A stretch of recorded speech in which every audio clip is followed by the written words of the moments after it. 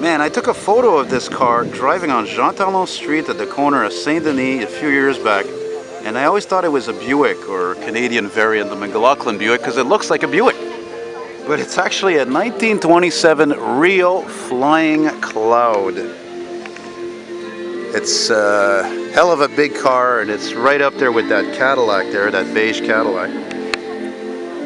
And it's just an amazing automobile. Look at the old AAA emblem here. Hey, AAA Quebec. Et tabarnak. Wow. How old is that? That's something. And of course, in those years, you had your temperature meter right here.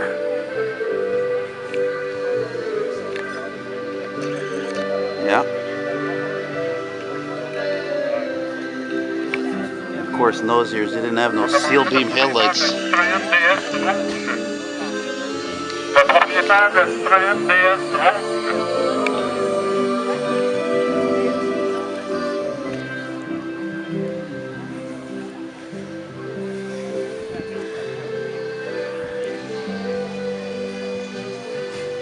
Yeah, Rio was one of many independent makes that existed before the Great Depression. The Great Depression killed off a lot of car makes, man.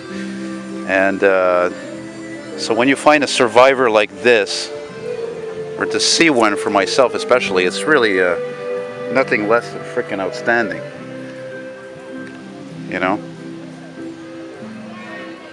And what I love also in these years, look at the tail lamp here. What is that that's next to it? What does that say? Oh, it's a 50th anniversary. Oh, look at that. Vermont enthusiast. Wait. Vermont automobile enthusiast, 1953 to 2003. Ah, so there we go. So there's proof that this car is probably from Vermont. Come on, focus. Focus. There we go. Yeah. Look at the vintage golf clubs in the back. Oh, I like that. That's really fucking period correct, let me tell you. Look at that, eh? Jesus God, that looks like a barn find right there. They're all full of rust and everything. Untouched.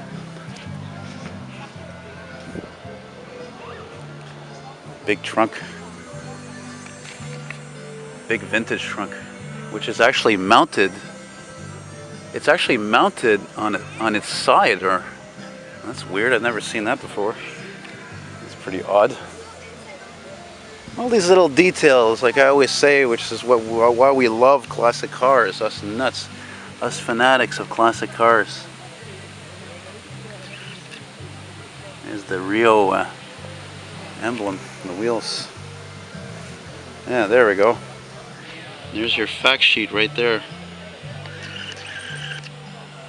1927 Rio Touring Flying Cloud Rio Motor Cars by Mr. Jean-Claude Taquet, or Taquet I should say. It says this car was in a lot of cinematic movie productions, also either in Quebec or even in the US. It says it's a reliable and comfortable car and has driven many miles in the States and Canada. This car was restored 15 years ago. Well, there you go, man. That's love. Look at that. Look at the Rio on the step. Look how beautiful that is. Yeah, just before the Art Deco period began. I just wanted to show these manuals that are here too. This guy's a serious collector. You think he only has these stuff in the car. Imagine what he has at home. Another fanatic, man. Another nut like myself. It's a beautiful hobby. And it can be a very expensive one too, especially when you get into high-end cars like this, man. These cars are not at all for the poor. If you're poor and you own a car like this, you better sell it, because you're never going to do anything with it. You'll never afford to drive it. And you know what I'm saying? Like, seriously, get real. Sell it to somebody who can restore it and then drive it and you know, preserve it.